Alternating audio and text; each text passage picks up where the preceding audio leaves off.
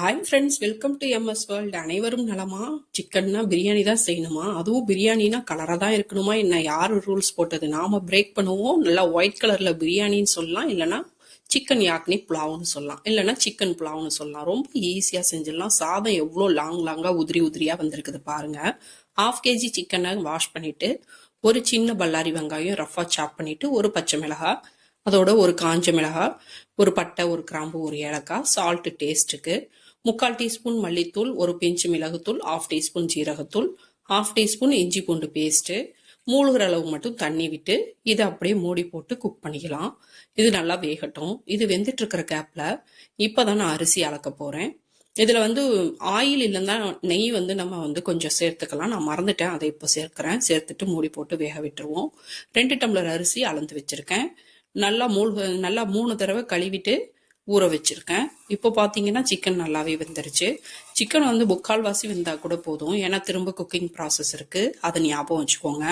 இப்போ சிக்கனையும் தண்ணியவும் தனியாக பிரித்து எடுத்துடலாம். சிக்கன் தனியாக ஒரு பவுலில் மாற்றிட்டு தண்ணியை இந்த பாத்திரத்திலே வச்சிருக்கேன்.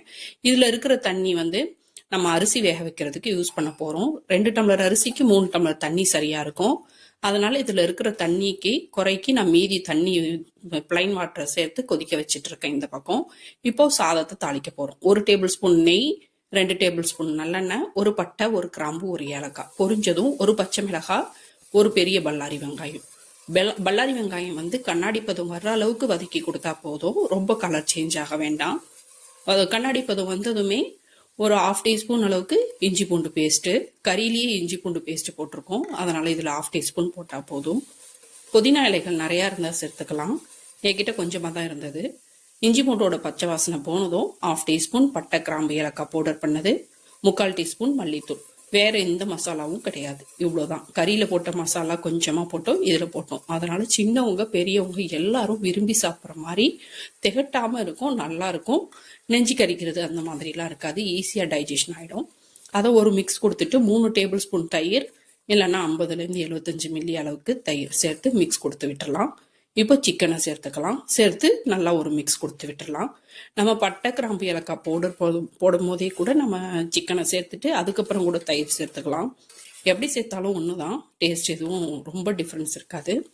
இப்போ அதை ஒரு மிக்ஸ் கொடுத்துட்டு இந்த பக்கம் தண்ணி கொதிச்சிட்டு இருக்கு, அதையும் இந்த தண்ணியை சிக்கனில் ஆட் பண்ணிக்கலாம். இது ரொம்ப டேஸ்டாக இருந்தது. எல்லா நான்வெஜ் ரெசிபியுமே நம்ம செய்கிறது வீட்டில் எல்லாருக்கும் பிடிக்கும், காலி ஆகிடும். ஆனால் இது இன்னும் இருக்குதா இன்னும் இல்லையா அப்படின்னு சொல்லிட்டு பிள்ளைங்க ரொம்ப விரும்பி கேட்டாங்க. இப்போ தண்ணி கொதிச்சதும் உப்பு சேர்த்துக்கிறேன்.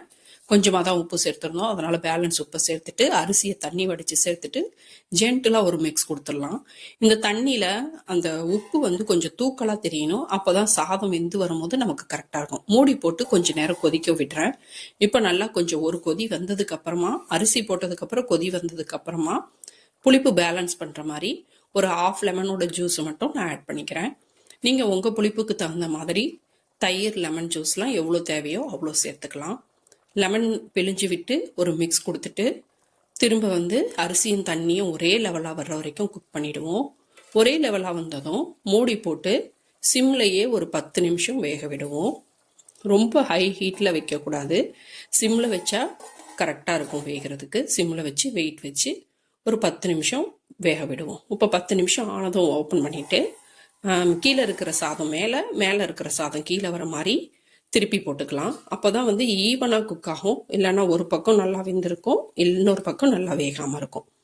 இது போல் திருப்பி கொடுத்துக்கலாம். திருப்பி கொடுத்துட்டு திரும்ப மூடி போட்டு சிம்முலையே ஒரு 10 நிமிஷம் வேக விட்டுட்டு அதுக்கப்புறமா ஸ்டவ்வை ஆஃப் பண்ணிவிட்டு தம்மை உடச்சி பார்த்தா அவ்வளோ அருமையாக இருக்குது சாப்பாடு.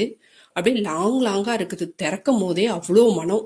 வீட்டில் எல்லாரும் என்ன செய்கிறீங்க அப்படின்னு சொல்லிட்டு அவ்வளோ எட்டி எட்டி பார்த்துட்டு இருந்தாங்க. ரைஸ் பாருங்க எவ்வளோ லாங்காக அழகாக இருக்குதுன்னு. இதுக்கு பெப்பர் சிக்கன் தான் நான் செஞ்சுருந்தேன். வச்சு விரும்பி திருப்தியாக எல்லாரும் சாப்பிட்டாங்க, திகட்டவும் இல்லை, எதுவும் பண்ணலை, ரொம்ப நல்லா இருந்தது. கண்டிப்பாக நீங்கள் ட்ரை பண்ணி பாருங்கள்.